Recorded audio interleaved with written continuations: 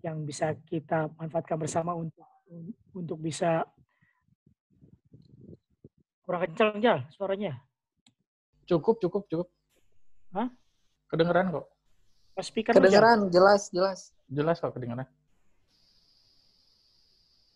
Ini potensi yang yang bisa dimanfaatkan untuk bisa maju bersama. Jadi makanya kita coba, kita udah beberapa kali coba launch M9 Webinar Series.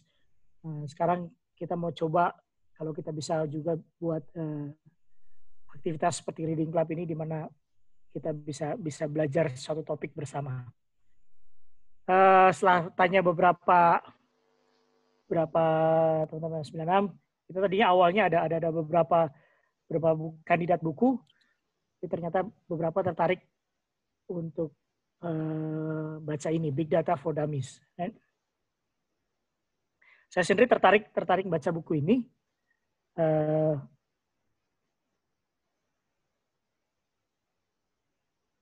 Alasan utamanya ya ini, digital transformation. Saya nggak tahu di bidang kerja atau aktivitas teman-teman sendiri seberapa besar pengaruhnya digital transformation ini. Tapi kalau di pekerjaan saya di oil and gas service company, efeknya besar sekali. Sudah dimulai dari 2018 itu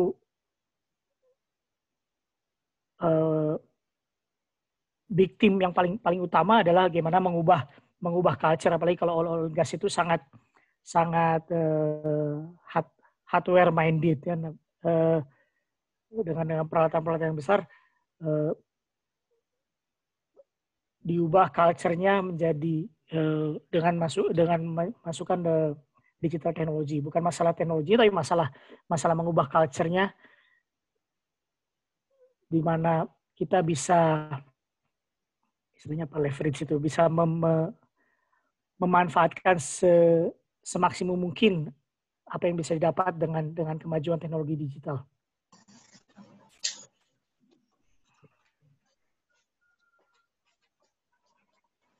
So, apa sih sebenarnya reading club ini? Jadi simple aja sebenarnya, objektifnya adalah gimana kita bisa menggunakan komunitas ini untuk belajar bersama sebenarnya. Kita ambil satu topik dan kita setuju kita mempelajari itu, dan kita belajar bersama melalui dengan membaca buku. Jadi kita membaca buku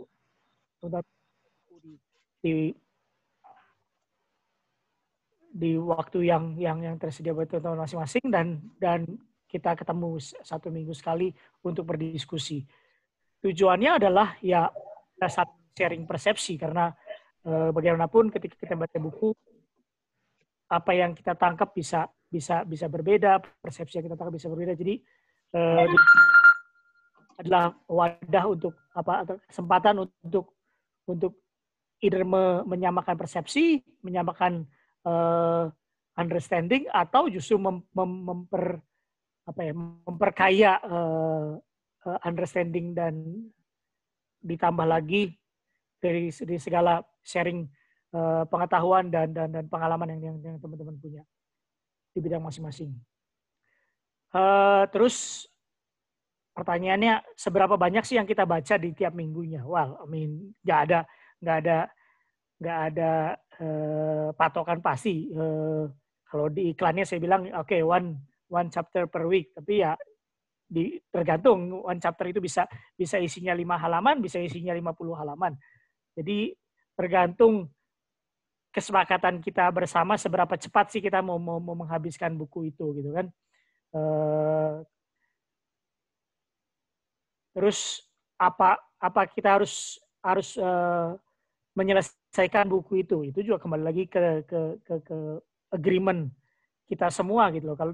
Dan tidak sepenuhnya kalau memang ternyata ada bagian-bagian dari buku itu yang memang sudah sangat spesifik, dan kita lihat either akan sulit kalau kita tidak punya background pengetahuan sebelumnya untuk mendiskusikan itu, atau kita lihat bahwa tidak akan terlalu banyak bermanfaat, ya kita tidak perlu untuk membaca bagian itu dan mendiskusikannya. Jadi semuanya berdasarkan agreement aja.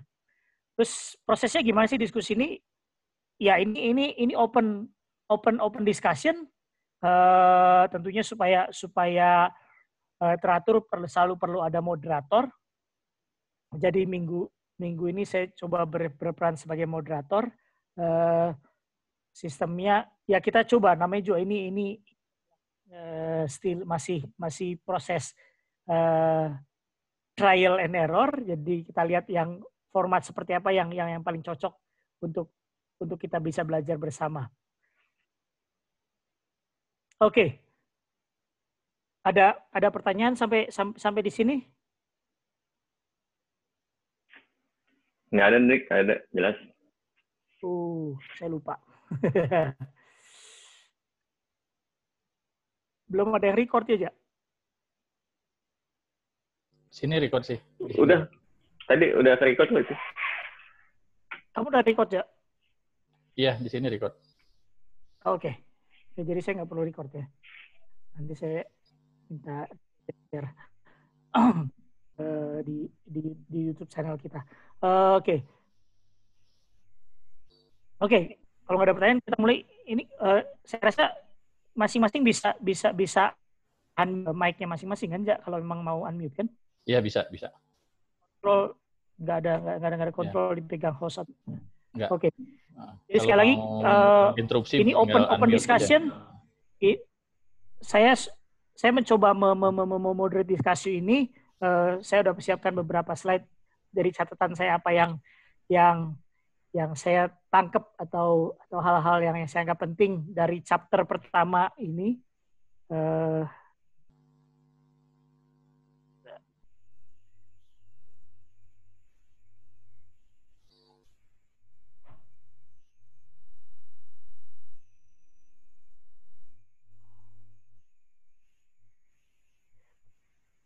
Ya, tapi kapanpun kalau ada teman-teman ada pertanyaan atau ada yang mau ditambahkan, silakan aja langsung unmute dan kita open aja.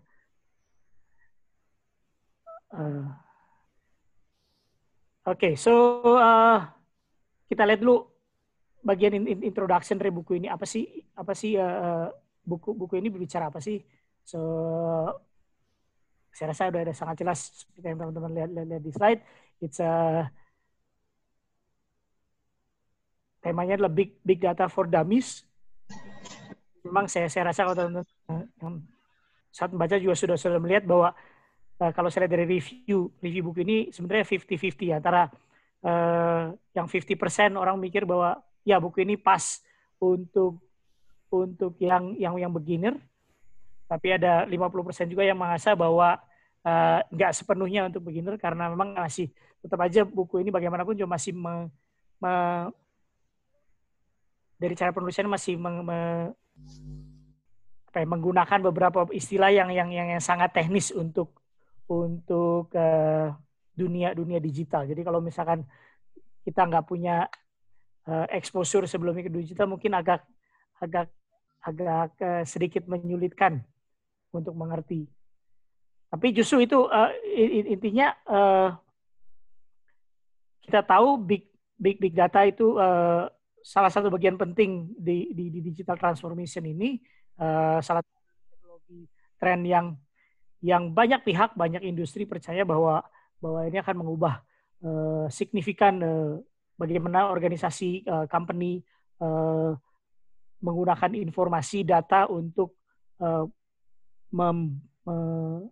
memajukan bisnisnya atau memajukan performance-nya.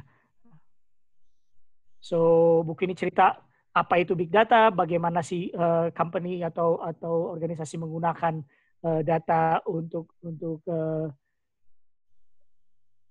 memajukan bisnisnya, dan bagaimana sih mengubah dari data itu menjadi suatu knowledge. Jadi buku ini bercerita apa yang harus diperlukan dari sisi software, hardware, dan delivery models. Tapi yang penting tentu kita targetnya memang nggak akan untuk menjadi expert di bidang ini, tapi yang saya rasa penting supaya kita bisa keep up dengan digital transformation ini, apalagi bersaing dengan generasi yang lebih muda, yang mungkin lebih banyak exposure ke situ. Adalah yang penting adalah kita belajar, istilahnya adalah learning the words. Artinya kalau kita diajak ngobrol sambil minum kopi, paling nggak kelihatan polos-polos amat gitu kan. Terus saya yakin di sini juga banyak para manajer yang sudah memimpin di company masing-masing gitu. Ketika tiba-tiba ada program ini di perusahaannya, masih bisa menggunakan pengetahuan ini untuk memanage orang-orang di bawahnya dan menunjukkan sedikit sisi kompetensi di bidang ini. Yang kedua adalah penting untuk mengerti apa sih teknologi ini dan bagaimana menggunakan, apa sih potensinya dan bagaimana menggunakannya. Dan harapan terakhir, kalau memang sudah tahu pengetahuannya, mungkin sudah bisa juga dipakai untuk berpikir apa sih hal-hal yang bisa dilakukan di perusahaan masing-masing, di bidang pekerjaan masing-masing.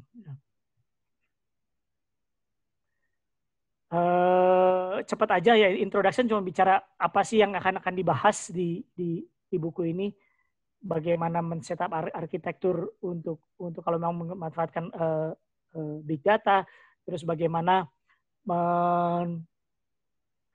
mengintegrasi dari analisis yang didapat dari big data itu, apa implikasinya ke security dan bagaimana manage big data, apa teknologi-teknologi yang diperlukan kalau memang berniat untuk menggunakan big data ini, dan apa sih data-data source yang diperlukan.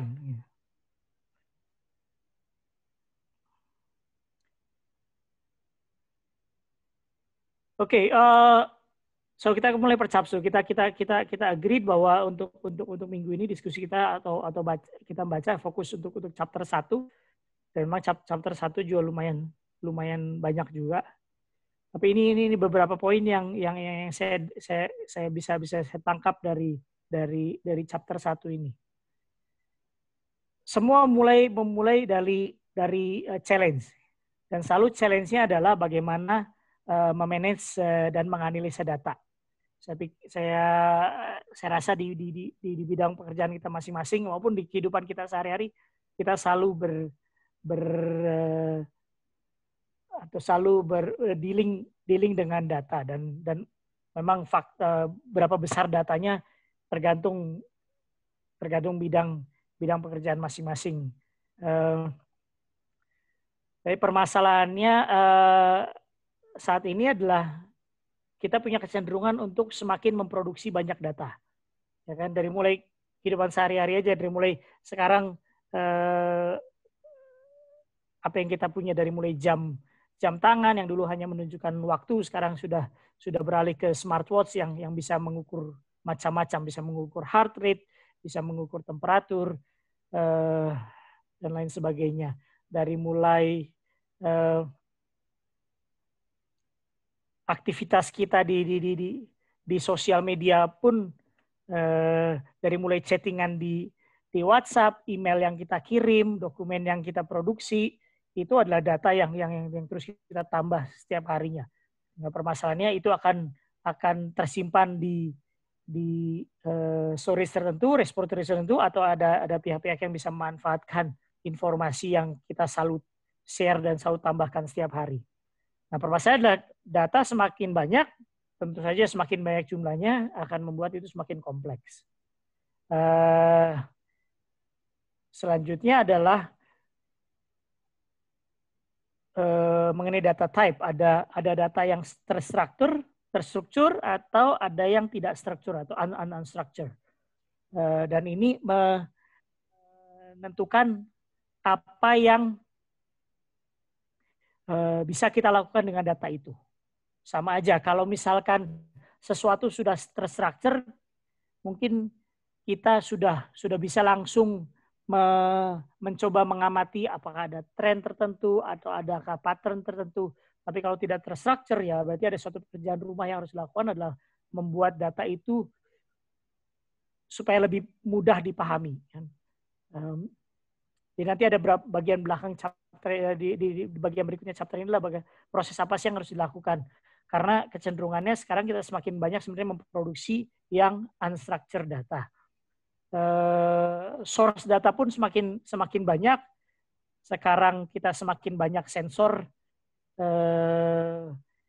meskipun yang kita pakai sehari-hari ataupun yang kita taruh di berbagai macam device.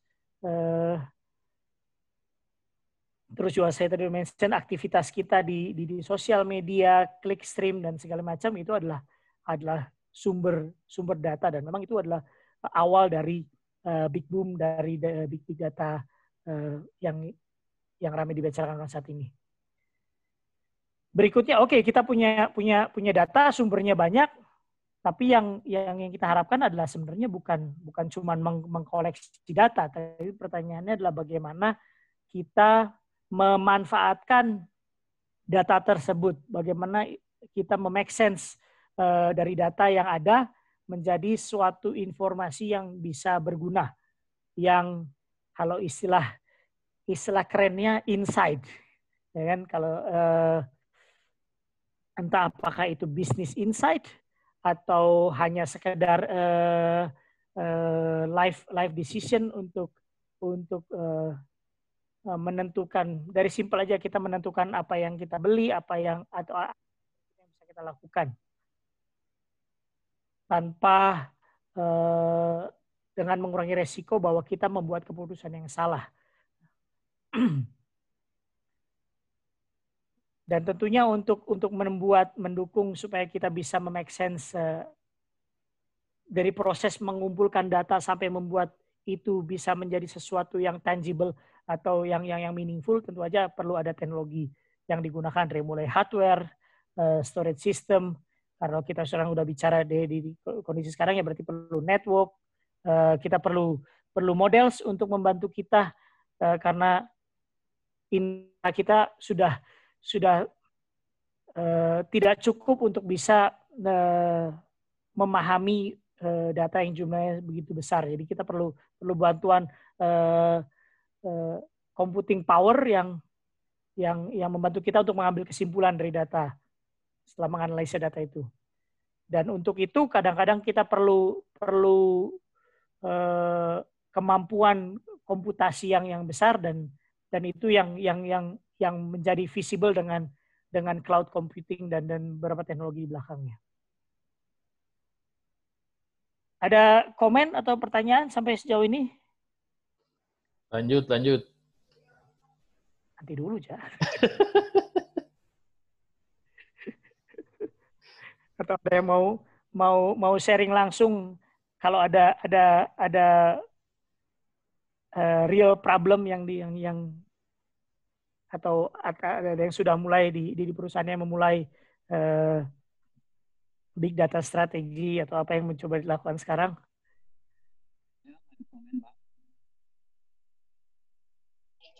Jelas bisa dikasih contoh-contoh implementasinya gitu yang udah jalan saat ini. Yang sudah jalan. Misalnya kalau di perusahaan apakah SAP itu termasuk big data atau dia masih small-nya big data, atau yang dilakukan Google saat ini yang dia ngasih rekomen itu. Pertanyaan bagus, Feni. Saya kebetulan kita di sini ada VP SAP. Mana Bapak Ahmad Farizal?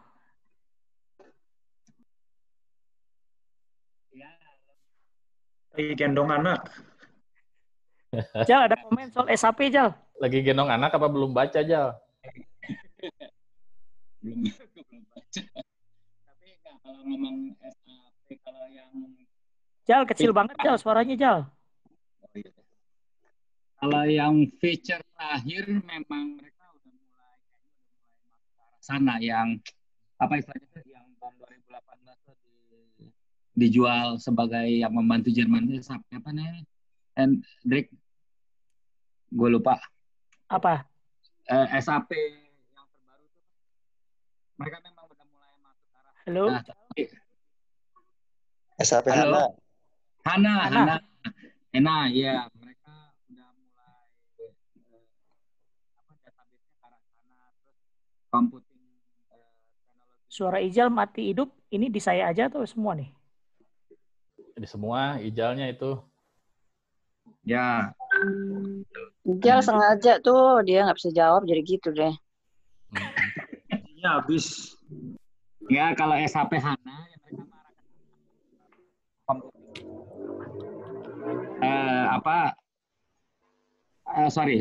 storage-nya juga mulai di memori. Tapi gue nggak tahu lebih jauh karena gue masih pakai yang lama, yang baru mehong banget implementasinya. Kalau yang jadi mereka masuk dari teknologi database-nya. Kalau SAP-nya sendiri ya masih kayak gitu-gitu aja. Tapi yang SAP for HANA itu di background ininya. Mungkin Hendrik lebih ngerti lah, mau perlu nanya gue loh. Gue nggak pakai SAP Jal, jadi gue nggak ngerti Jal. Nggak, kan itu ada aplikasi, kira-kira gini, ada aplikasi, ada database-nya ya. Nah, kalau SAP yang lama itu mereka masih pakai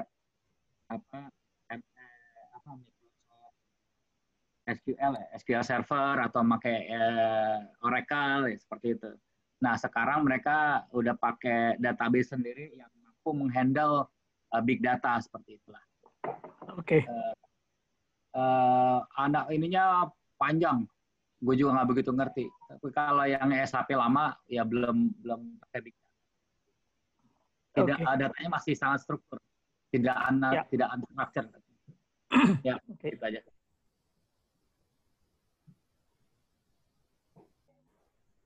Oke, jadi SAP yang Ijal pakai sekarang masih yang data yang structure ya Jal ya? Tapi sebenarnya produk yang baru sudah ada yang unstructured gitu maksudnya? Bisa menghandle unstructured data.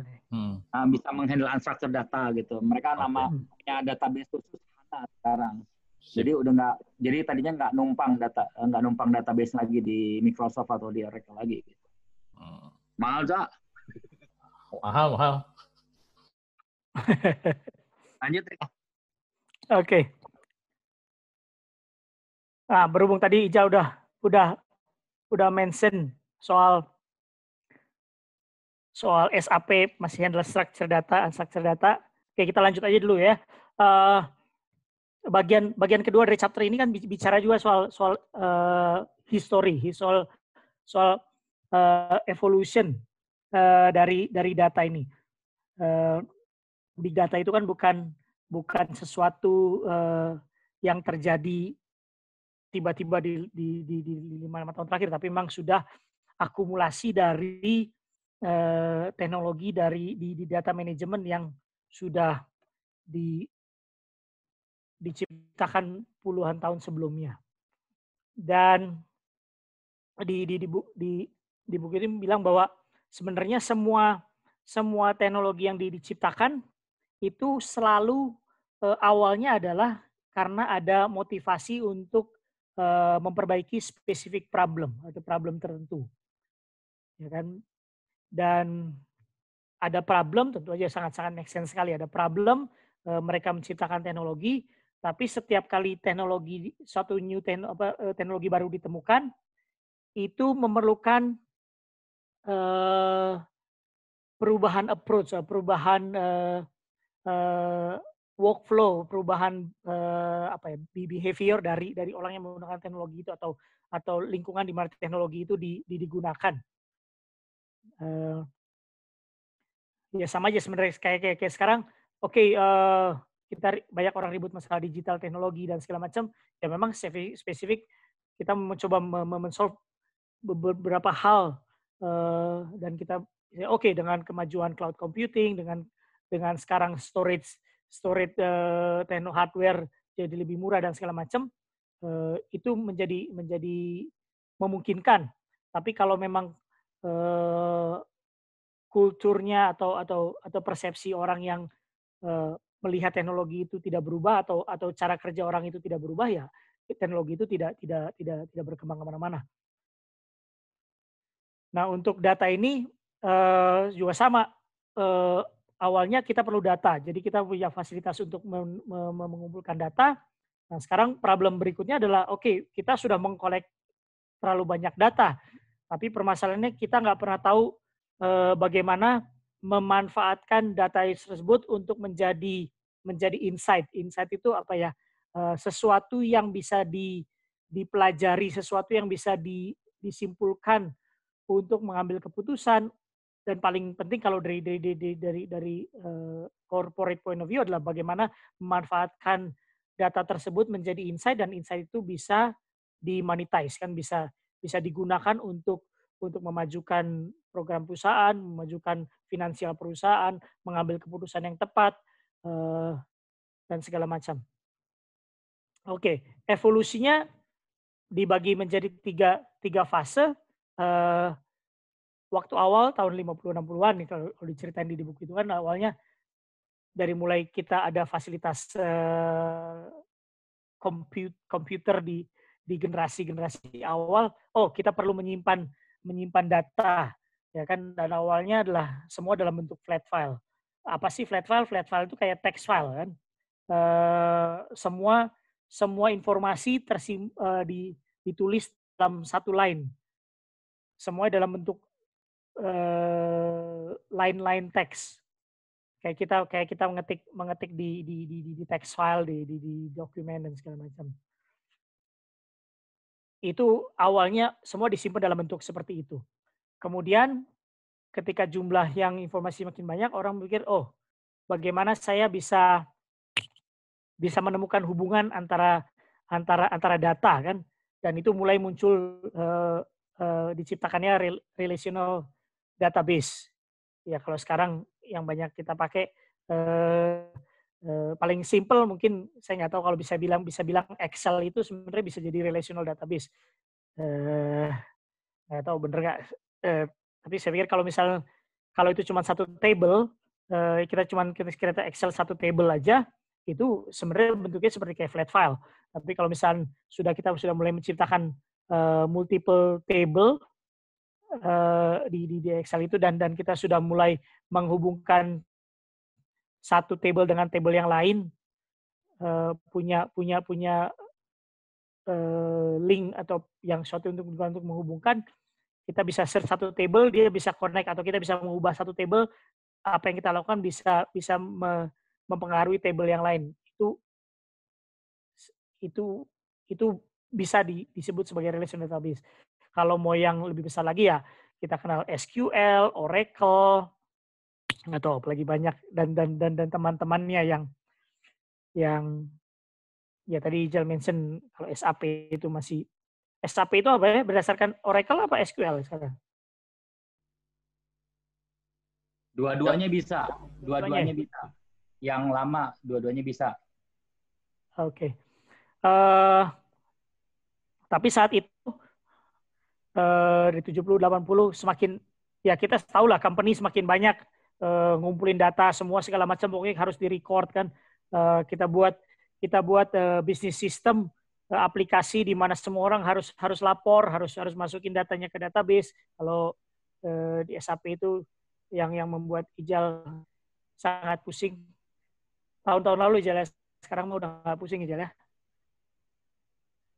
Itu karena jumlah data semakin banyak, dan sampai satu waktu adalah permasalahan adalah masalah storage. Jumlah storage yang diperlukan makin besar. Ada juga istilah namanya data warehouse. Saya sebenarnya masih agak bingung mendefinisikan apa itu data warehouse. Mungkin kalau ada teman-teman yang di sini bisa bantu saya menjelaskan. Yang saya mengerti tentang data warehouse adalah, dari data source,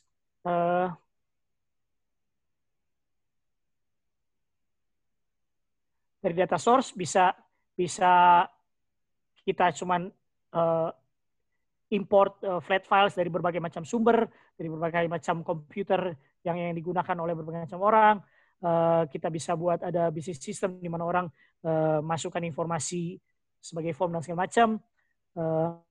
Masuk ke staging area itu kayak ruang tunggu lah ya untuk diproses lebih lanjut, masuk ke database. Dan database ini bisa macam-macam, bisa ada raw data, bisa juga sudah dalam bentuk summary, bisa metadata dan segala macam.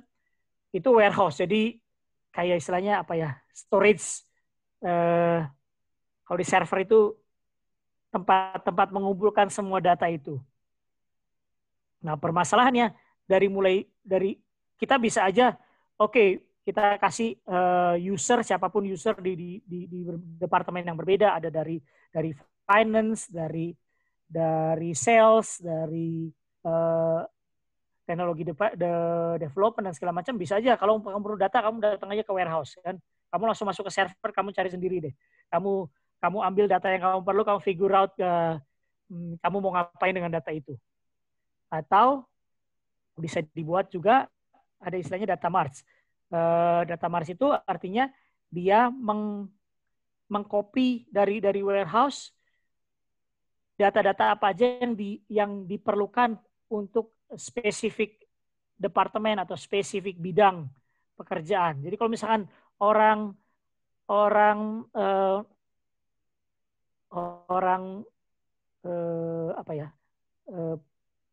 inventory, dia mungkin tidak harus tahu data finance, gitu. Bener kayak maksudnya istilahnya semakin banyak data, kalau misalkan itu tidak relevan justru semakin membingungkan. Jadi lebih baik untuk fungsi tertentu, misalkan bagian sales ya dia hanya perlu mengakses data yang berhubungan dengan dia, itu kan lebih memudahkan dia untuk memproses. Lebih bagus lagi kalau memang di data marts ini memang sudah ada proses mengolah sehingga sudah bisa ditampilkan langsung sebagai report, nggak lagi dalam bentuk raw data yang masing-masing harus bikin Excel masing-masing, harus bikin dashboard masing-masing, tapi sudah dari data marts ini sudah mengcopy data yang diperlukan, sudah diproses dan sudah di-display sebagai tampilan yang lebih mudah dimengerti dalam bentuk charts atau dalam bentuk table atau apapun yang memudahkan orang bisa menggunakan informasi data itu sebagai insight yang saya bilang. Sorry. Itu kalau misalkan di Excel semacam kayak filter juga nggak, bisa nggak? Kalau warehouse itu misalkan semua satu sheet itu semua data ada di situ semua misalkan. Kemudian kan ada filter nih. Ada filter misalkan yang purchasing, saya mau lihat cuma purchasing-nya aja. Itu mungkin itu salah satu ini juga nggak? Perbedaan warehouse dengan data marts itu. Kalau data marts itu sudah difilter lah dia datanya gitu. Sendiri nggak yakin. Kalau melihat prosesnya, ya, tapi nggak tahu. Ada yang lain yang bisa komen?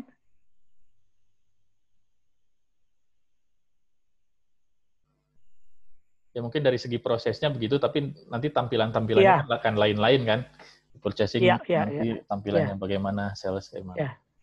Sebenarnya sisi lain, awalnya data marts ini, konsep data marts ini muncul, ada satu adalah memsimplify orang terhadap data tertentu yang hanya spesifik bidangnya. Sisi lain sebenarnya yang menjadi concern adalah masalah security, ya kan? Kalau kita ngasih akses misalkan satu company 100 orang dalam company itu, bidang pekerjaannya beda-beda, terus kita bilang semua data kumpulin di server, semua orang boleh ngakses server itu, itu juga permasalahan gitu kan. Jadi orang lebih suka konsep data marts yang kamu bidang pekerjaannya ini, kamu punya akses ke lingkup data ini aja, gitu loh. Dan itu makanya muncul konsep data marts. Berikutnya tren berikutnya yang sebenarnya awalnya sebenarnya unstructured data itu sudah ada dari dulu kan. Kita memproduksi dokumen, memproduksi foto, memproduksi video itu bukan hal baru. Cuman dulu kita hanya membuat data itu membuat dalam format video, audio atau image atau dokumen, tapi kita tidak pernah berpikir bagaimana sih sebenarnya memanfaatkan informasi itu selain hanya ya menggunakan dalam bentuk awalnya. Ketika perkembangan internet, orang sudah mulai banyak menggunakan internet dengan memproduksi web content dan segala macam, ini akhirnya jadi ramai,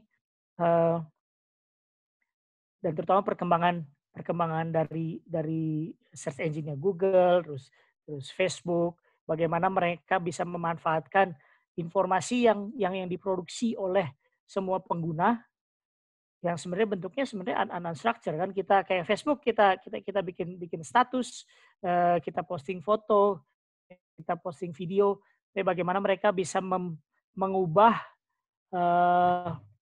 itu menjadi insight yang akhirnya sebenarnya result terakhir di kita adalah targeted marketing kan. Kita nggak tahu kenapa kok tiba-tiba di tampilan ketika buka Facebook kita kok ada iklan tiba-tiba ada iklan jual sepeda gitu kan. Padahal kita nggak pernah bilang. Itu adalah hasil dari pengolahan mungkin sebelumnya kita apa yang kita tulis di status, apa yang kita posting sebagai foto dan sebagainya. Permasalahan berikutnya adalah ketika orang ya. Cuma mau nambahin aja. Teman gue tuh baru pasang iklan di IG gitu ya. Rupanya ya sama sih, maksudnya gitu pasang di IG tuh kita bisa pilih segmentasinya gitu ya, mau target marketnya usia berapa gitu. Jadi mereka langsung kasih pilihan ke kita rupanya mau seperti apa, laki perempuan, terus pekerjaannya gitu. Ya itulah ya di monetize-nya di situ ya. Ya justru itu karena sebenarnya sebelum ada target marketing ini kan kalau orang marketing bilang gitu kan, dulu itu mereka selalu nggak bisa menentukan atau mereka nggak bisa membuat produk marketing kayak misalnya iklan lah, bikin iklan yang spesifik ke target tertentu, ya kan? Dulu kalau misalkan kita lihat iklan iklan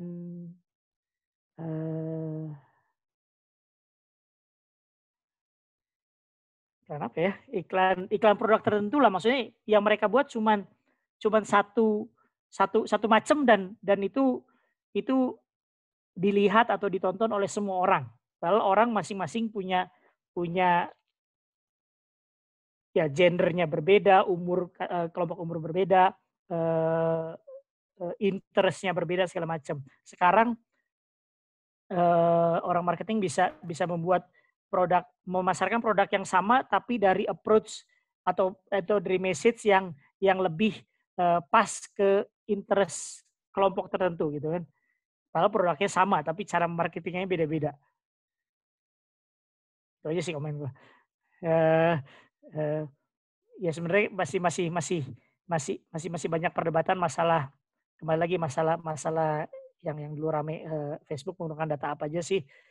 Sebenarnya mereka menggunakan mix antara structure data yang kita input ketika kita bukan account kan, kita sudah mendeklar nama kita siapa, gender kita apa, tanggal lahir apa dan segala macam, itu adalah structure data. Sisi lain unstructured data ada apa yang kita posting, apa yang kita tulis. Ya dan oke. Banyak orang memproduksi unstructured data ini, terus ya berikutnya adalah tinggal permasalahan teknologi, bagaimana ada istilah namanya text management. Text management adalah bagaimana dari mulai kita mengetik teks, terus teks itu disimpan, teks itu bisa diidentifikasi dan sebagainya, itu istilahnya text management. Kalau yang tertarik silahkan Google aja. Tapi yang salah imbas dari yang struktur data ini adalah kolaborasi, di mana orang bisa berkolaborasi. Misalkan produksi dokumen, kita banyak lah sekarang kayak misalnya Office 365, kita buat PowerPoint. Sekarang orang di tempat lain bisa mengedit dan segala macam, itu urusan dengan version control. Nah, dari sejarah dua macam ini, dari structure dan unstructured data, ya semakin banyak data yang diciptakan. Permasalahan berikutnya adalah kita nggak punya storage yang cukup. Kalau itu, tapi ini sekarang bisa dicapai dengan cloud-based storage. Network speed pun jadi semakin murah, reliability-nya semakin bagus, dan yang terpenting adalah dengan kemampuan dari cloud melakukan sesuatu di cloud ini, istilahnya kita bisa menggunakan resource yang tidak terbatas dari laptop di depan kita, gitu kan. Kalau kita melakukan suatu komputasi yang besar, datanya bisa disimpan di cloud, kita bisa mengakses hardware power dari provider lain. Jadi kita menggunakan apa yang disediakan. Misalnya kita bisa menggunakan resource dari Google, dari Microsoft. Kita bisa menggunakan, istilahnya kalau misalnya kita terbatas sama CPU di depan kita bisa mengakses CPU mereka yang lebih besar dan membantu kita untuk memproses data itu lebih cepat. Dan perkembangan selanjutnya adalah ya nanti berikutnya di chapter berikutnya bahas advanced analytics dan sebagainya. Jadi sebenarnya ini yang diceritain di chapter itu bagaimana dulu kita dari zaman cuma tahu flat file, structure data, Excel, dari mulai SQL, Oracle dan segala macam, berkembang dari mulai sosial media dan segala macam sampai akhirnya akses ke cloud-based storage. Sekarang juga kita bisa nyimpan foto semuanya di cloud, nggak perlu lagi terbatas di HP kita ataupun di komputer kita.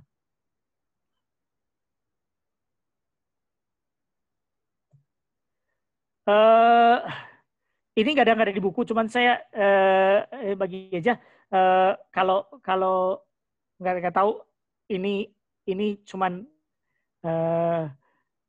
ketangkap sama yang orang yang bekerja di oil and gas, atau sebenarnya karena waktu itu ketika semuanya ramai muncul istilah data is new oil. Ada dua aspek dari istilah ini sebenarnya. Satu, menganggap bahwa sekarang memining data dan manfaatkan data itu lebih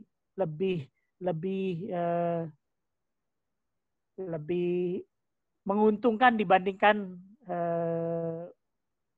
kita berburu mencari minyak. Meskipun kayaknya konteksnya nggak pas kalau saat ini di mana harga minyak sekarang lagi negatif. Tapi terbukti memang perusahaan kayak Amazon, Google, Facebook bisa mendapat profit margin lebih besar daripada perusahaan minyak. Hanya dari manfaatkan data.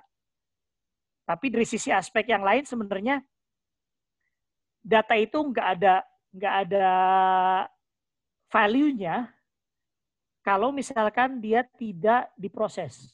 Jadi sama aja sebenarnya oil ketika kita tahu bahwa itu ada di satu tempat, ada di oil di bawah bumi, kita tahu jumlahnya banyak, itu nggak akan berguna kalau misalnya kita tidak ekstrak.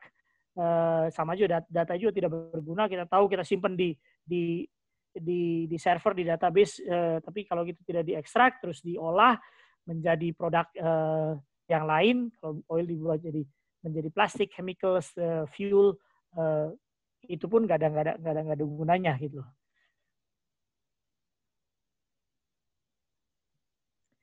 Oke, apa sih big data? Kalau dari yang tulis buku adalah capability untuk memanage a huge volume of disparate data atau data yang bentuknya bermacam-macam. Poinnya adalah dengan kecepatan yang tepat dan dalam time frame yang tepat untuk digunakan bukan real time analysis, untuk mendapatkan insight itulah. Jadi kalau misalnya kita punya data, kita tahu oh ya semua data penjualan ada di server segala macam. Tapi kalau misalnya kita perlunya sekarang kita untuk menentukan oke, harga produk hari ini mau dijual berapa sih? Oh, tapi terus bilang oke, bentar, saya ngambil data dulu dari ini, saya olah dulu, saya lihat dulu, saya bikin chart segala macam. Mungkin minggu depan baru saya bisa kasih tahu jawabannya. Mungkin value-nya sudah menurun gitu kan? Atau mungkin ketika minggu depan kita tahu hasil dari olah data itu sudah nggak ada gunanya lagi, sudah terlambat. Jadi ada kalau orang digital selalu bilang ada namanya 6V untuk big data ini. Satu, volume. Memang udah jelas kan? Jumlahnya harus besar. Karena kita akan mengandalkan apapun yang kita bisa simpulkan dari data. Jadi kalau misalnya datanya sampelnya sedikit, mungkin kesimpulan itu bisa belum mature gitu kan. Atau kesimpulannya bisa salah dari misalnya kalau misalnya jumlah datanya ditambah. Kedua, tipe datanya tadi kita udah bahas, bisa structure, unstructured, atau semi-structured. Speed. Ini juga salah satu atribut seberapa cepat sih kita produksi data itu. Sebenarnya berhubungan dengan volume juga. Tadi awalnya adalah industri memikirkan cuma 3 ini aja, hanya melihat dari volume, variety, dan velocity. Tapi berikutnya orang berpikir, oke, kita punya data banyak, tapi kalau misalnya data itu nggak bisa dipercaya, nggak ada gunanya. Jadi unsur kepercayaan, seberapa bisa dipercayanya data itu adalah sesuatu yang penting. Jadi data harus klasifikasi disebut, oke, ini big data teknologi adalah data itu harus bisa dipercaya. Ya kan?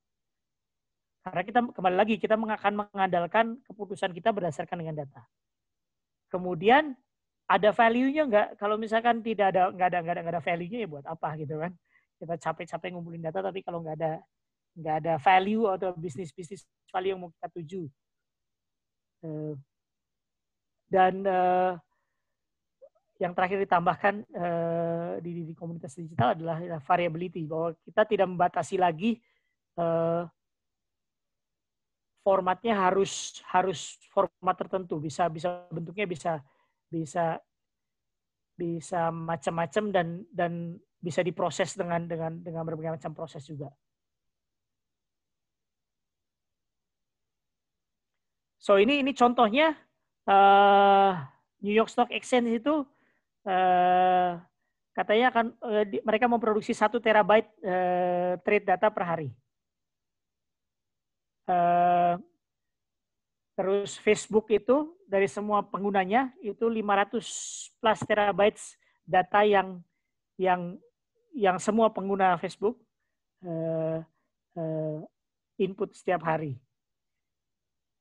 Kalau kita bicara sesuatu yang teknis, jet engine di pesawat itu, kalau misalnya pesawat terbang itu bisa sebenarnya memproduksi 10 terabyte data dari berbagai macam sensor yang ada. Jadi mungkin teman-teman PN, saya sendiri nggak tahu sensor apa aja yang ada di jet engine yang harus dikumpulkan ketika pesawat terbang itu. Tapi jumlah data yang dikumpulkan bisa sebesar itu. Dan kembali lagi permasalahan dari mulai data itu didapat dari sensor sampai dia di display atau sampai dia bisa memberikan informasi bahwa ada sesuatu yang harus dilakukan either oleh pilot atau nanti oleh pihak maintenance, itu yang menentukan apakah data itu bisa mempunyai bisnis value atau enggak.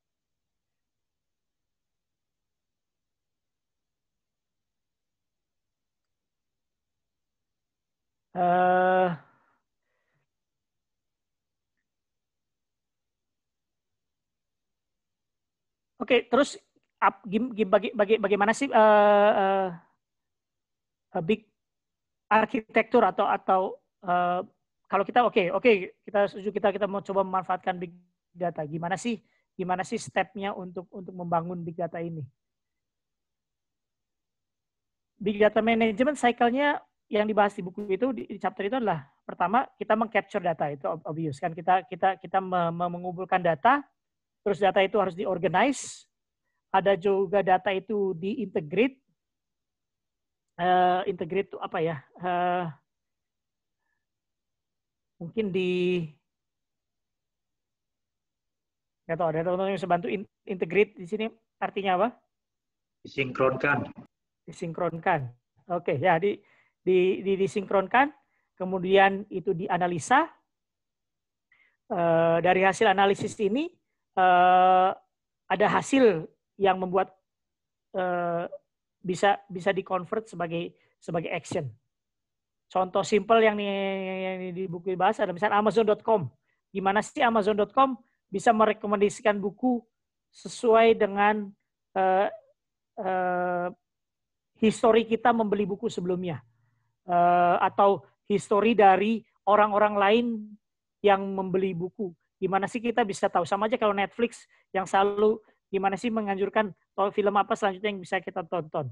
Itu adalah ya kembali lagi mengcapture dari informasi pribadi kita, mengcapture semua aktivitas kita, mulai apa yang kita klik, apa yang kita view, itu semua di-record,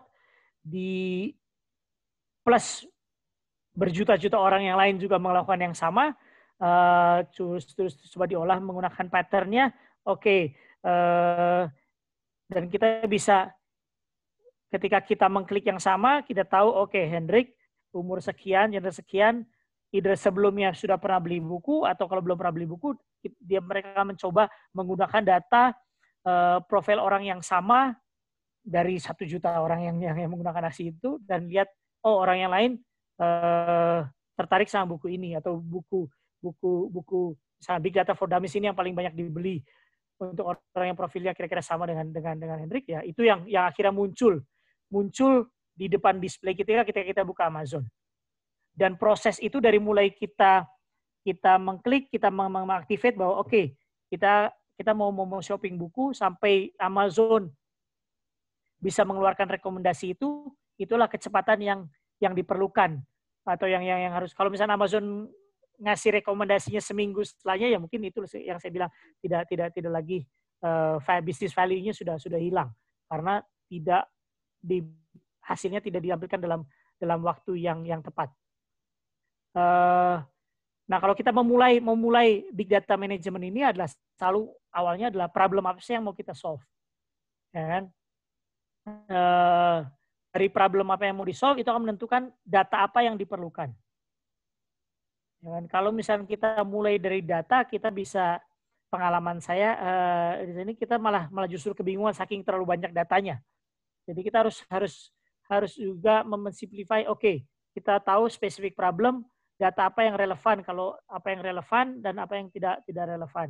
Dan itu akan menentukan bagaimana arsitektur dari sistem yang harus dibuat untuk mengolah big data ini.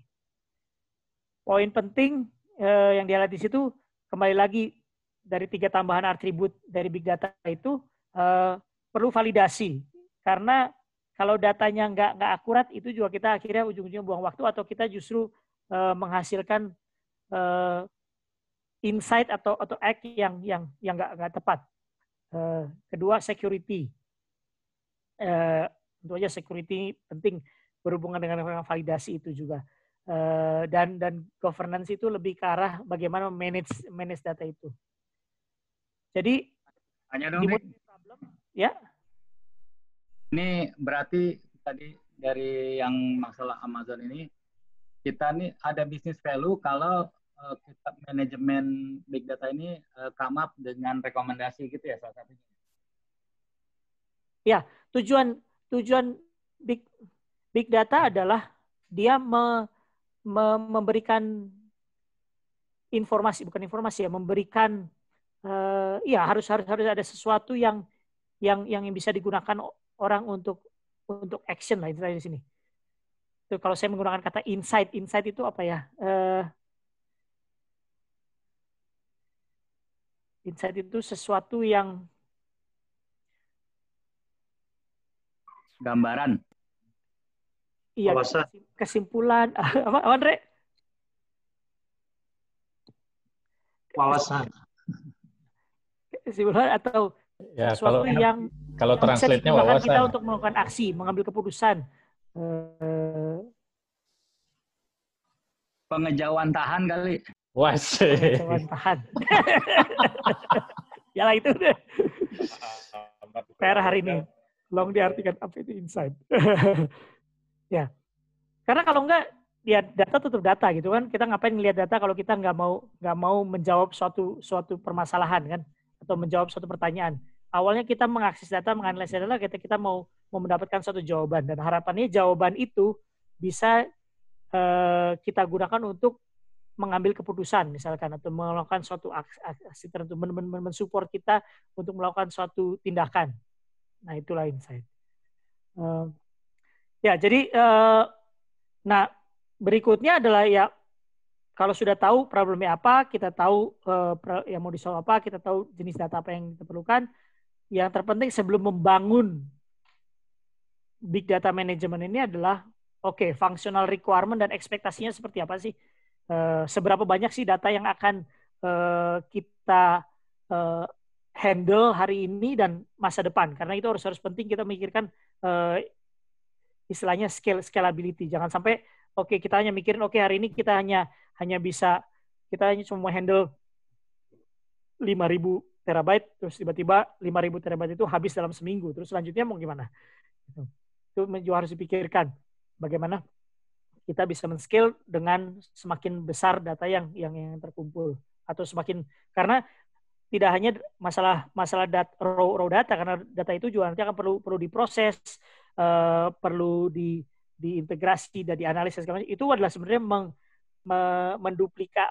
menambah jumlah data yang harus ada di handle di storage system kita.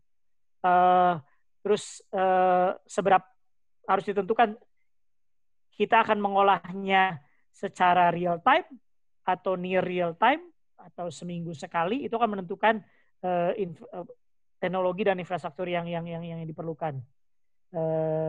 Masalah resiko juga, seberapa besar kita dealing with dengan data-data yang secret, yang proprietary, atau itu semua data publik, itu menentukan seberapa level security, compliance, dan segala macam. Speed, ini selalu permasalahan semua orang yang selalu mengolah data. Seberapa cepat speed yang diperlukan, kan sama aja kalau kita kerja dengan komputer juga. Tergantung seberapa besar yang mau kita lakukan, itu menentukan komputer apa yang kita harus beli, karena ujung-ujungnya speed lagi. Dan kembali lagi masalah presisi, kan dari data yang diolah itu seberapa presisi sih insight yang tadi, yang hasil pengolahan yang kita perlukan. Kalau misalnya makin presisi, berarti either jumlah datanya harus semakin besar, atau jumlah memproses data itu semakin kompleks. Kalau misalkan kita nggak perlu precise, kita ada data, kita ambil average, kita ambil linear trennya mungkin cukup dan segala macam. Atau kita harus proses dulu sebelum akhirnya menjadi informasi yang kita mau. Jadi frame arsitektural, kembali lagi, kalau saya bisa jelasin di chart ini, ada opportunity, ada problem yang mau kita selesaikan, atau kita gunakan 6V tadi untuk mengklasifikasi ini sebenarnya masalah big data atau masalah data manajemen biasa gitu kan. Kalau datanya volumenya kecil atau kita tidak perlu kecepatan untuk menggunakan data, ya itu sebenarnya bukan big data. Kita bisa menggunakan tool-tool yang ada sekarang gitu kan, business intelligence yang kita buat, kita olah pakai Excel, kita olah buat saya nggak tahu kalau kayak SAP gitu ada fasilitas dashboard seperti apa. Kalau misalkan ternyata memang masuk kategori big data, berarti kita harus memikirkan dulu yang tadi berhubungan dengan hardware yang dipilih, itu mungkin akan dibahas di chapter sebelumnya. Seberapa besar hardware yang dipilih, seberapa besar computing power yang diperlukan, seberapa kompleks computational model yang diperlukan. Itu menentukan fondasi apa sih yang diperlukan untuk mengolah big data ini. Terus juga kita memerlukan teknologi-teknologi praktis dari mulai kita punya data dari berbagai sumber, bagaimana kita mengkolek semua data itu, bagaimana kita menggabungkan data itu atau mensinkronkan data itu, mengintegrasi. Terus sekarang kalau kita mau visualisasi, ada aplikasi apa yang bisa digunakan untuk memvisualisasi itu, saking besarnya datanya. Kalau kita perlu bantuan, kita harus mengolah data itu dari mulai raw data menjadi kita menggunakan mathematical model ataupun apa untuk mengolah menjadi bentuk data yang lain yang bisa lebih mudah dimengerti. Kalau kita mencari pattern, correlation, dan trend, ya teknik-teknik itu yang menentukan sampai akhirnya kita bisa mendapat result atau yang kita selalu sebut tadi insight, yang akhirnya bisa membantu kita menyelesaikan problem atau memonetize, membantu kita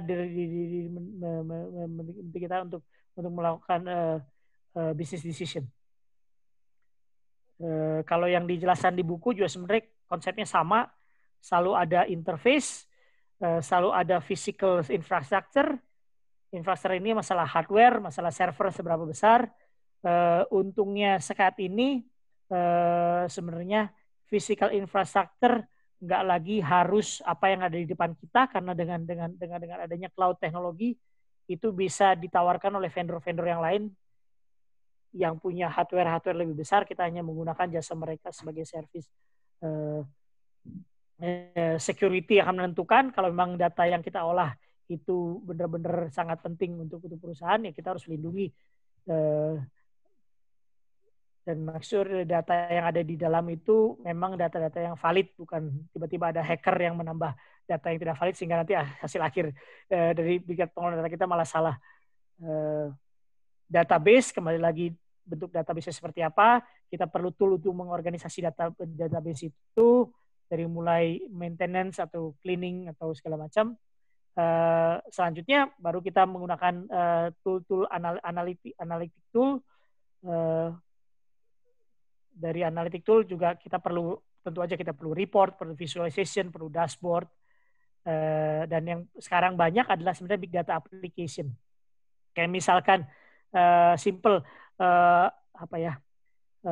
big data application, kayak misalkan kita download apps Facebook di HP kita, itu kan sebenarnya cuma apps, tapi di belakang itu apa yang ditampilkan di Facebook kita di HP itu sebenarnya ada layer dari mulai physical infrastructure sampai visualization yang mensupport apa yang ditampilkan di layar user.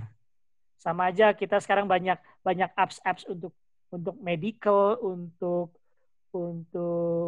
macam-macam lah yang kita gunakan sehari. Sebenarnya di belakang itu kan banyak infrastruktur yang mensupport itu. Oke, ada komen sampai saat ini? Kita udah. Bro, boleh tanya nggak? Ya. Mungkin sebenarnya slide saya yang sebelumnya sih, masalah klasifikasi big data itu antara yes no itu, kira-kira nggak yang tadi yang next. Lanjut. Salah. Nah ini. Itu sebenarnya kategori big data itu sesuatu dikategorikan masuk kategori big data itu ada patokannya nggak, misalnya sekian berapalah gitu kan, atau di luar itu udah dianggap big data, atau misalnya selama masih bisa diproses pakai Excel atau pakai tadi tools yang sifatnya common gitu, itu belum dianggap big data atau seperti apa? Nggak ada sih sebenarnya. Kalau menurut saya ya, saya juga nggak tahu pasti sebenarnya, tapi harus tanya sebenarnya. Kalau karena sebenarnya kalau dilihat kembali lagi masalah pengambilan keputusan seberapa investasi yang mau kita bayar kan untuk mempersiapkan arsitektur, hardware, workflow, modeling dan segala macam ke proses yang disampaikan di foundational practice dan technical practice gitu loh. Jadi sebenarnya pertanyaan big data ini menentukan kita perlu nggak sih ngolah dengan infrastruktur yang lebih kompleks. Nah itu menentukan. Jadi kalau patokan pastinya, kalau volume datanya sudah 1 terabyte itu masuk big data atau enggak, kayaknya nggak ada patokan ininya. Kalau misalnya 1 terabyte tapi kita menggunakan, kalau ada orang yang bisa memproses itu dengan Excel, ya silahkan aja, gitu kan. Nggak perlu teknik-teknik yang lebih advance dari itu. Ya, soalnya tadi kan kalau lihat kayak contoh yang Jet Engine itu memproduksi berapa? 10.000 terabyte ya dalam setengah jam, itu kan pasti data kan, karena data yang sebanyak itu diolah di dalam tampilan ininya lah dashboard-nya atau Phoenix-nya itu untuk make decision gitu kan. Apakah hanya mau adjustment apapun yang diperlukan untuk membuat dia bisa perform dengan baik, misalnya seperti itu. Oke, thank you. Jelas, Dev.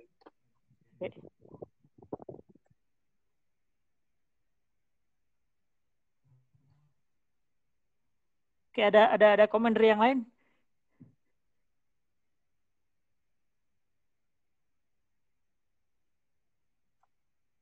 Penny tadi mau nanya tuh, Penny.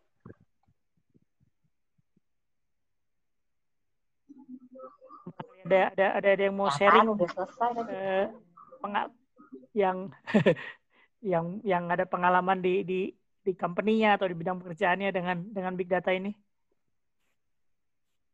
Oke, saya mungkin mau share sedikit ya kalau boleh ya. Ini buat teman-teman juga karena ini terus terang menarik juga. Saya tertarik juga ikut. Ini Widya ya?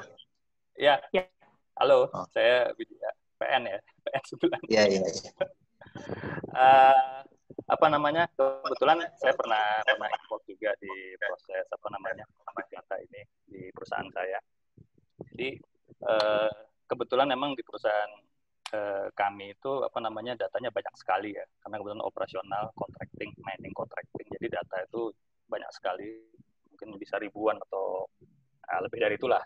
Dan selama ini sebelumnya kami mengolah data itu dengan cara-cara tradisional lah, maksudnya mungkin klasik-klasiknya orang mining engineering atau orang plan juga, orang teknik mesinnya juga olah, sehingga akhirnya data tersebut tidak menghasilkan insight yang benar, dan ternyata ketika insight tidak benar ya decision yang kita ambil juga tidak benar, dan akhirnya menyebabkan pengambilan keputusan yang salah dan akibatnya ke performance juga sampai ke situ. Hingga akhirnya pada suatu waktu kami engage dengan sebuah konsultan, dan dia bisa membantu kita untuk menstructure data-data yang sekian banyak itu menjadi sesuatu yang sangat sederhana tampilannya dan sangat mudah untuk untuk dimengerti, even untuk orang-orang yang bukan expertise-nya di bidang itu, karena manajemen kan makin ke atas mungkin makin tidak menguasai detailsnya kan, itu sangat membantu. Nah, dari situ akhirnya kita menyimpulkan bahwa ternyata kita punya data yang sangat banyak, ya tadi mungkin kayak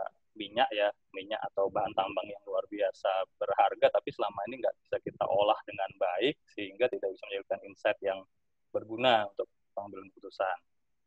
Nah, akhirnya setelah sesi itu, coba kita otomatisasi lah, kan? Karena ujung-ujungnya pasti ini kan gimana membuat menjadi suatu dashboard ya. Nah, tapi kembali lagi, ketika membuat dashboard ini, terlalu banyak kepentingan yang ingin diakomodir di dashboard tersebut. Jadi tampilkan data ini itu segala macam, jadi sehingga sangat banyak gitu kan data yang ya memang muncul di dashboard tersebut, bisa di slice and dice, karena kebetulan pakai Tableau ya, bisa diolah gitu kan, bisa real time diolah segala macam.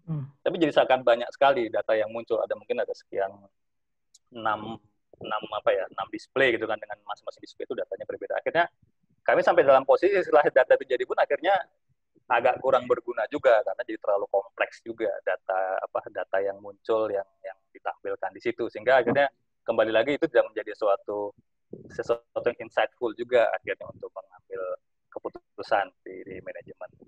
Ya, jadi ini sharing saya yang udah pernah saya rasakan, dan kebetulan sekarang saya akan memulai suatu project baru lagi yang kurang lebih berkaitan dengan big data juga, cuma di perusahaan yang berbeda dengan scope yang berbeda juga. Saya mau coba dari awal involve kebetulan materinya pas gitu kan. Saya coba ya belajar lah dari awal ya. Jadi biar apa namanya, biar mungkin lesson learn yang didapat dari sebelumnya itu ya bisa diperbaiki lah, atau mungkin tidak terulang lagi, yang kurang bagusnya bisa tidak terulang. Mungkin dari saya itu Kang Hendrik sharingnya. Mungkin teman-teman lain ada yang punya pengalaman apa macam-macam kan udah di masing-masing industrinya. Saya rasa sesi ini apa ya, untuk sharing sangat menarik ya, karena kita udah punya banyak pengalaman di masing-masing industrinya, sehingga kita bisa saling dapat feedback ya. Thank you. Ya. Tuh Kurniadi tuh kayaknya mau nanya tuh. Ya, mau kasih sedikit berkomentar aja, kebetulan pernah pengalaman jualan solusi big data. Namanya Cloudera. Cloudera itu aplikasi open source untuk platformnya big data. Jadi kalau secara mudahnya ya menganalogikan apa sih big data, itu kita menganalogikan seperti kita mau mengangkat pasir ya. Kalau pasir yang kita mau angkat itu sedikit, pakai gerobak, itu seperti kita pakai Excel. Begitu agak banyak, kita pakai pick up. Itu seperti kita menggunakan teknologinya SQL. Begitu datanya banyak banget, begitu pasirnya itu banyak banget, dan harus diangkat dalam satu waktu yang cepat, itu kita butuh angkutan yang lebih besar lagi. Yang dipakai seperti Caterpillar 1007. Nah, itu istilahnya sudah pakai data warehouse. Jadi dia bisa angkut data dalam jumlah banyak, bisa di-query dengan sangat cepat. Kenapa kalau sudah ada data warehouse masih butuh big data gitu? Nah, masalahnya data warehouse itu membutuhkan hardware yang enterprise level ya, satu hardware server yang besar sekali, satu hardware-nya udah langsung miliaran, kemudian juga biasanya butuh aplikasi yang enterprise, Oracle, yang juga lisensinya sangat mahal, hingga perusahaan yang mau mengimplementasikan data warehouse itu harus harus memang sudah benar-benar besar datanya, dan sekali investasi itu memang udah langsung miliaran bahkan puluhan miliar. Nah, si big data ini masuk di mana dia itu seperti kita membutuhkan mengangkut pasir, cuman tidak perlu level kendaraan sebesar Caterpillar. Tapi yang digunakan itu seperti pick up dalam jumlah banyak, tapi kita bisa jalankan secara terpadu gitu, secara mekanismenya secara berbarengan. Jadi jumlah yang diangkut sama dengan jumlah yang bisa diangkut si Caterpillar, cuman dibagi oleh banyak mobil, sehingga secara investasi bisa lebih murah gitu dibandingkan beli satu kendaraan yang besar.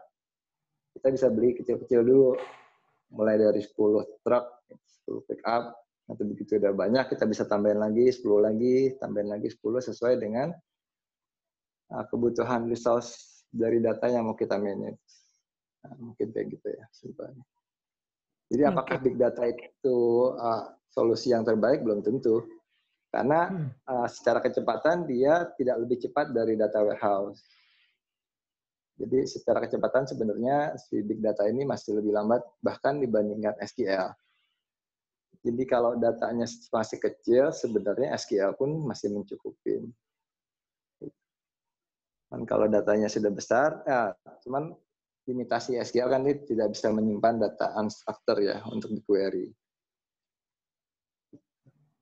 Ya mungkin itu aja sekedar sharing. Kalau secara teknis sendiri saya sebenarnya juga nggak terlalu ini, dari teman-teman engineer biasanya yang lebih paham. Banyak truk itu misalnya banyak server ya? Iya, server, sorry. Truk itu analoginya ke server, jumlah server. Jadi kalau tadi yang data warehouse itu kita butuh server yang enterprise yang memang jarang dibeli ya, gede banget. Kalau yang big data ini kita bisa beli server yang umum, server yang edisi murah lah. Cuman kita belinya banyak gitu. Jadi hitungannya tuh kayak di Telkomsel aja, mereka servernya bisa sampai 700 unit hanya untuk big data. Ntar ada cost buat sinkronisasi juga berat kalau makin banyak server. Nah, iya, kelebihannya itu sinkronisasinya itu udah otomatis di-manage sama si big data. Begitu kita nambahin server baru kosong gitu ya, itu dia otomatis synchronize dari sisi storage yang dibutuhkan itu langsung dianggap sebagai satu storage single. Kemudian juga dari sisi distribusi load, jadi gini, pada saat query kan dia butuh processingnya itu juga disebar ke banyak server sekaligus. Atau bisa juga mirip blockchain ya. Ini bayangan saya yang lain ya. Mungkin nggak sama. Kalau blockchain itu server benar-benar terdistribusi kan. Cuma nggak mungkin 100% sinkronis. Ya, kalau dari sisi distributed sistemnya ya mirip blockchain. Jadi load-nya dibagi ke banyak server.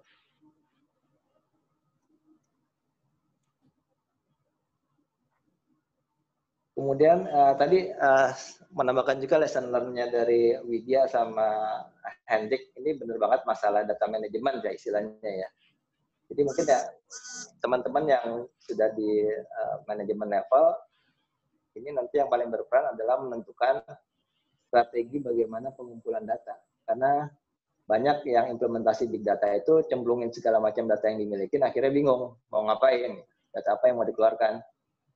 Nah, ini pentingnya data manajemen pada saat implementasi itu harus ada istilahnya subject matter expert ya, orang yang tahu tentang proses, tentang datanya itu, tentang data mana sih yang harus diambil, mana yang valid, mana yang nggak valid, mana yang data yang majornya, mana yang minornya, kemudian bagaimana relasinya satu sama lain. Itu justru itu yang secara value knowledge-nya lebih mahal dibandingkan orang yang menguasain platform big datanya.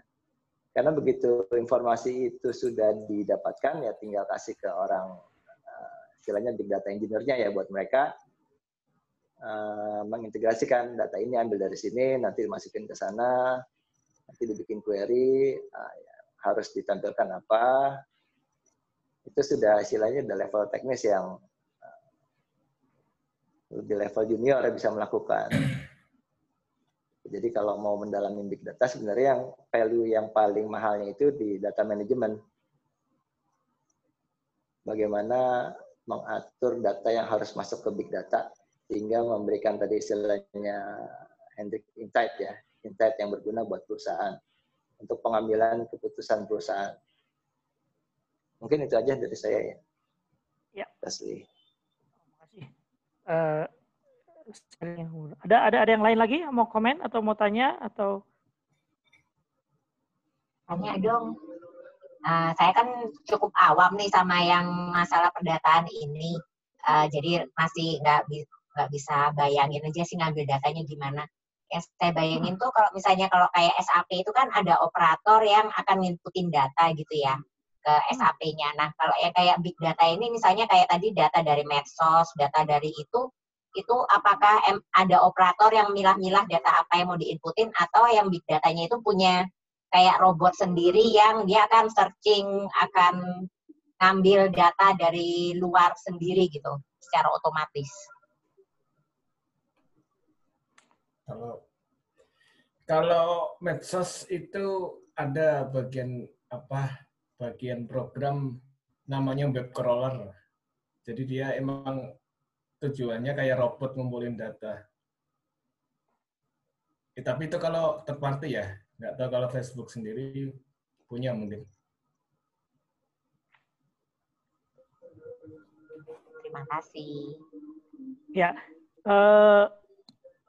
kalau pengalaman sendiri, saya sendiri nggak pernah dealing dengan data dari sumber-sumber seperti itu ya. Tapi saya pikir sekarang banyak kok yang memang data itu di komoditi gitu kan ya. Jadi banyak pihak-pihak yang memang bisa sebagai pihak yang mengumpulkan data dan menjual data itu. Dan selanjutnya adalah tinggal permasalahan teknis saja bagaimana kembali lagi ke tadi urusan dengan interface ini, interface dan feed ini dari either dari internet atau dari internal system. Itu aja sih, itu nanti orang-orang teknis yang melakukan itu. Oke, kita sebenarnya udah ada setengah jam lebih dari jadwal awal. Kita bisa terus diskusi nanti di pertemuan selanjutnya, karena kita akan bahas lebih lanjut di chapter selanjutnya untuk membahas lebih detail aspek dari big data ini. Nah, sekarang tinggal masalah agreement aja untuk 1 minggu ke depan.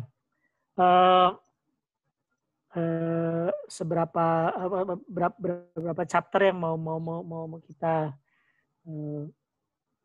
pelajari, dan nanti kita ketemu lagi Sabtu depan.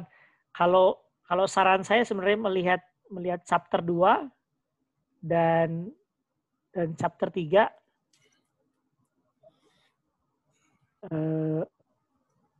pada setuju nggak kalau misalnya kita cover minggu depan ini dua chapter 2 itu akan bahas big data types. Tadi kita udah bahas sedikit sebenarnya masalah structure data, unstructured data, dan chapter 3 itu distributed computing, kembali lagi ke masalah computing power yang diperlukan untuk mengolah data itu. Sip, bungkus. Ada yang Oke, kita kadang aja mau 2 chapter katanya. Luar biasa. Ci diambil tuh, dia mau nanya kayaknya. Silakan, Ci. Ayo, Ci.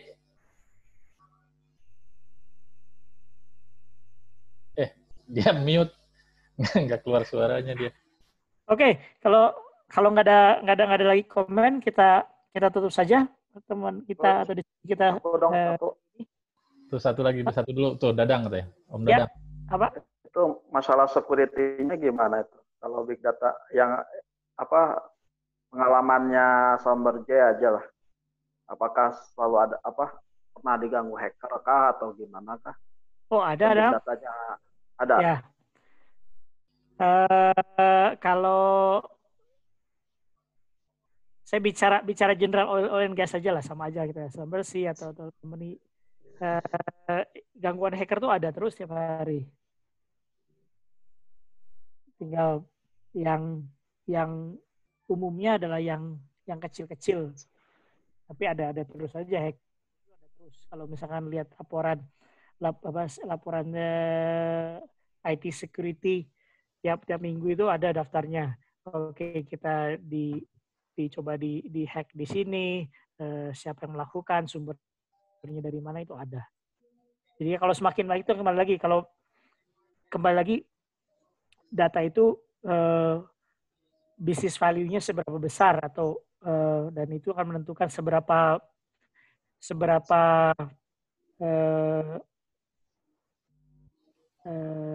level security yang diperlukan. Oke, terima kasih. Mau usulan boleh? Ya, silakan. Tadi ya di bagian awal kan ada opsi diskusi ya, apakah untuk topik berikutnya, apakah lanjut dengan topik yang existing atau ada usulan untuk topik lain? Ya. Mungkin untuk mengangkat ya, kalau saya lihat ini judul bukunya For Dummies, tapi sebenarnya agak teknikal juga ya. Ya. Mau saran kalau misalnya untuk minggu depan ada dari teman-teman lain juga setuju, kita bahas buku yang agak ringan dulu, misalnya masalah manajemen yang mungkin apply ke banyak bidang, dan bukunya juga tidak terlalu tebal, jadi kita bisa merasa finalize satu buku, kita bisa baca gitu. Habis itu kita diskusikan apa yang pemahaman masing-masing terhadap buku tersebut. Silakan, mungkin dari teman-teman lain ada masukan tentang topik diskusi dari Reading Club ini. kalau boleh usul, tadi kan disebutin value yang paling besar kan data manajemen ya. Kalau misalnya ada referensi terkait data manajemen, boleh itu dibahas. Oke.